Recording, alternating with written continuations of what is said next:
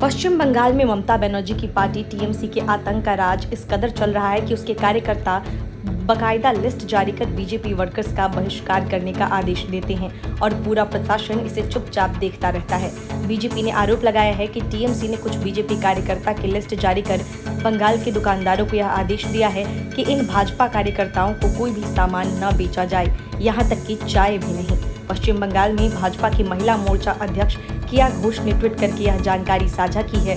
किया घोष ने ट्वीट करके यह जानकारी दी कि स्थानीय टीएमसी के कुछ लोगों ने लिस्ट जारी की है और दुकानदारों से कहा है कि इन 18 सूचीबद्ध लोगों को कोई भी सामान न बेचा जाए, यहाँ तक कि चाय भी नहीं।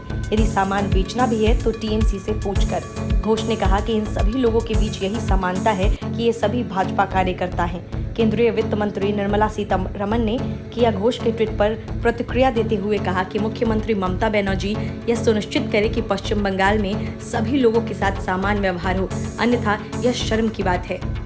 बीजेपी नेता स्वप्न दास गुप्ता ने भी टीएमसी के इस कथित निर्णय पर कहा कि पश्चिम बंगाल में भाजपा कार्यकर्ताओं को ब्लैकलिस्ट किया जाना नया नहीं है। ऐसा करके कार्यकर्ताओं के मनोबल और उनके आर्थिक हितों को निशाना बनाया जा रहा है। स्वप्न दास गुप्ता ने मीडिया की चुप्पी और पुलिस की मिलीभगत का भी आरोप लगाया। उन्होंने यह भी कहा कि राशन आदि की दुकानों के अलावा भाजपा कार्यकर्ताओं को कोरोना वायरस का टीका लेने से भी रोका जा रहा है। पश्चिम बंगाल में भाजपा कार्यकर्ताओं को पहली बार निशाना नहीं बनाया जा रहा है। 2 मई 2021 को राज्य में विधानसभा चुनाव के परिणाम आने और तृणमूल कांग्रेस की सरकार बनने के बाद भाजपा कार्यकर्ताओं और समर्थकों के खिलाफ हिंसा शुरू हुई थी। इस हिंसा में कई कार्यकर्ताओं की हत्या तक कर दी गई थी। इसके अलावा राज्य में लूटपाट, तोड़फोड़ और महिलाओं के उत्पीड़न की खबर भी आई थी।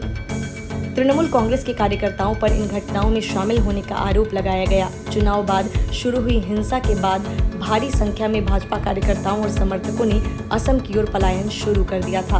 Bureau report, news of India.